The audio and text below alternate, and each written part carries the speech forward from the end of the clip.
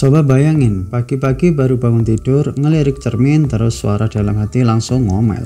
Kok mata panda gue segede ini? Atau ya ampun, pipi makin kayak gak tahu. Padahal belum sarapan, belum ngapa-ngapain, tapi sudah merasa gagal menjadi manusia. Kenapa ya banyak banget wanita yang ngerasa nggak cukup cantik, nggak cukup kurus, nggak cukup pintar, dan nggak cukup segalanya. Kita hidup di dunia yang sayangnya bikin cewek-cewek mudah banget merasa insecure. Tapi ini bukan sekedar soal kurang bersyukur atau kurang percaya diri. Insecurity perempuan itu punya akar yang panjang, mulai dari sejarah budaya, media sosial, standar kecantikan, sampai ekspektasi masyarakat yang kadang terlalu absurd. Mari kita bahas pelan-pelan dengan gaya santai dan tanpa menghakimi. So, simak sampai habis biar ngerti dikit-dikit.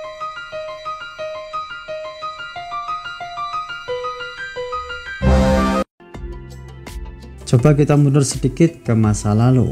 Di zaman baru kue Eropa, wanita yang dianggap cantik itu justru yang montok, berisi, dan pucat. Tanda dia berasal dari keluarga kaya yang nggak perlu kerja di ladang. Di era 90-an, standar berubah drastis. Cewek ideal harus kurus tinggi kayak supermodel. Sekarang, standar makin aneh. Tubuh harus kurus tapi punya lekuk di tempat yang tepat. Kulit harus glowing tapi tetap natural, alis harus tebal tapi rapi, dan rambut harus meshy tapi nggak berantakan. Bingung? Sama. Masalahnya, standar ini nggak datang dari satu sumber. Iklan, film, majalah, sampai influencer TikTok, semuanya menyuarakan definisi cantik yang berbeda-beda, tapi tetap bikin satu efek. Kamu merasa belum cukup. Dan parahnya, standar ini selalu bergerak, kayak lari di treadmill yang kecepatannya terus naik, nggak ada ujungnya.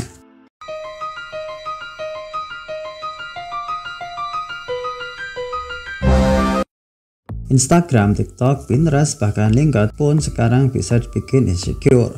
Di satu sisi, media sosial memberi ruang ekspresi dan kreativitas, tapi di sisi lain, dia juga jadi mesin perbandingan paling kejam. Kita ngelihat teman lama udah liburan ke luar negeri, kulitnya bening kayak porselen, badannya kayak hasil gym 6 bulan, dan captionnya penuh kutipan bijak. Terus kita ngaca dan hidup kita tiba-tiba kayak kentang. Inilah yang disebut highlight reel syndrome. Kita cuma ngelihat potongan terbaik dari hidup orang lain, lalu membandingkannya dengan behind the scene kita yang penuh drama.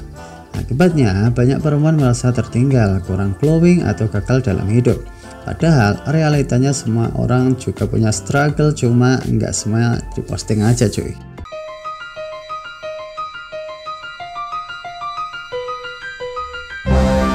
Di banyak budaya termasuk Indonesia, perempuan sering dididik untuk menjadi cantik, lembut, patuh, dan disukai. Dari kecil udah sering dengar komentar kayak, kamu kok gendutan, nanti nggak ada yang mau. Atau cewek itu harus manis, jangan banyak ngomong. Komentar-komentar ini tertanam pelan-pelan, bikin banyak cewek tumbuh dengan keyakinan bahwa nilai dirinya tergantung dari seberapa disukai orang lain, terutama laki-laki.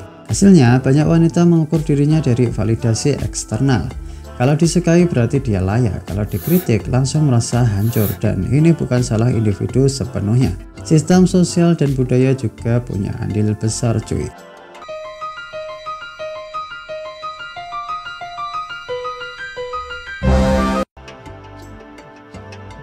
Ada satu jenis komentar yang sering terdengar di tongkrongan, keluarga, atau bahkan pacar.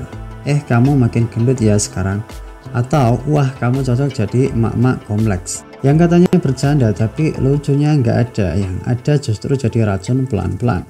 Komentar seperti ini walau tampaknya sepele bisa meninggalkan luka yang panjang. Terutama karena banyak wanita diajarkan untuk tersenyum dan menerima, bukan membalas atau membela diri. Akibatnya insecurity makin dalam dan muncul perasaan bahwa tubuh mereka selalu salah di mata orang lain.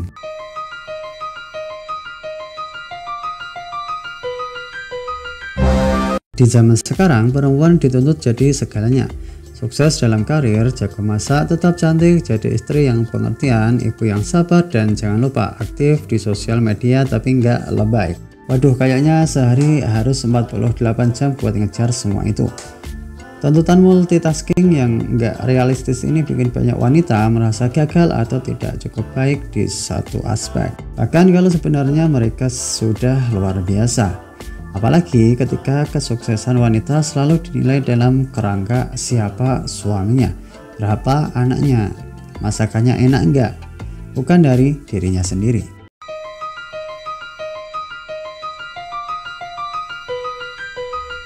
Kadang-kadang musuhnya bukan orang lain tapi diri sendiri. Internalized misogyny adalah ketika perempuan secara nggak sadar mengadopsi pandangan negatif terhadap dirinya sendiri atau perempuan lain karena pengaruh budaya patriarki. Misalnya merasa saingan sama cewek lain yang lebih cantik atau mikir cewek cantik pasti nggak pintar. Ini bikin hubungan antar perempuan jadi penuh kecemburuan atau judgement, bukan saling dukung. Padahal salah satu cara paling ampuh buat lawan insecurity adalah support system yang solid. Tapi kalau sesama perempuan aja saling menjatuhkan, kapan bisa percaya diri?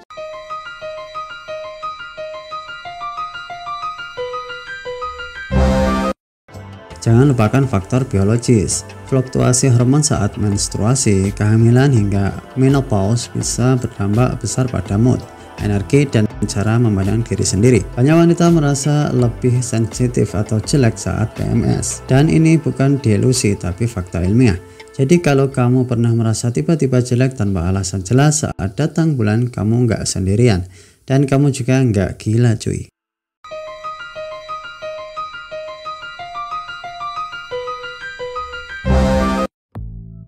Di industri kecantikan sendiri bisa sangat manipulatif. Banyak produk kecantikan yang dipromosikan dengan narasi kamu belum cukup sampai kamu pakai produk ini.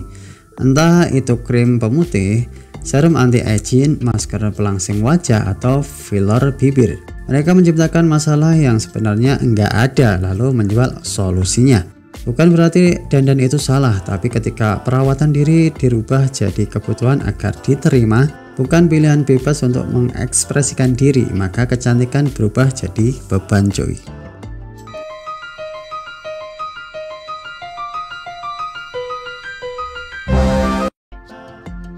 Kita sering dengar saran seperti cintai dirimu sendiri, self love itu penting dan kamu cantik apa adanya. Tapi kenyataannya self love itu bukan tombol yang bisa langsung dipencet. Ini proses panjang dan kadang melelahkan. Yang penting kita mulai sadar diri dulu bahwa rasa insecure itu bukan karena kita kurang, tapi karena dunia terlalu banyak menuntut. Mulailah dari hal kecil, berhenti membandingkan, unfollow akun-akun yang bikin kamu merasa gagal, surround yourself dengan orang yang gak toxic, dan beri pujian tulus ke diri sendiri. Satu langkah kecil lebih baik dari 1000 niat yang muluk.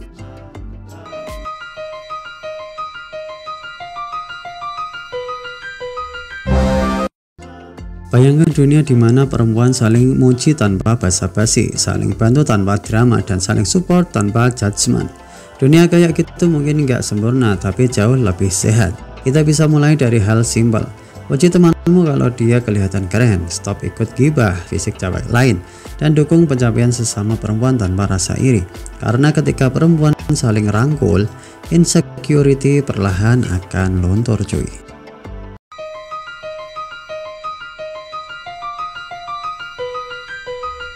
Insecurity itu manusiawi, semua orang pernah merasakannya, termasuk para selebgram dengan ribuan followers. Tapi kamu nggak harus hidup dalam rasa kurang terus-menerus. Kenali akar rasa insecuremu, pelan-pelan cabut akar itu dan beri dirimu ruang untuk jadi manusia yang kompleks. Nggak semua, tapi tetap layak dicintai. Dan ingat, kamu nggak harus cantik untuk jadi berharga. Kamu cukup jadi kamu, versi yang berani, jujur, dan terus belajar mencintai dirimu sendiri.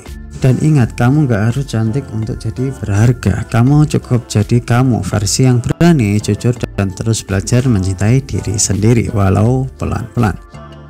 Sekian video kali ini, semoga bermanfaat. Salam literasi.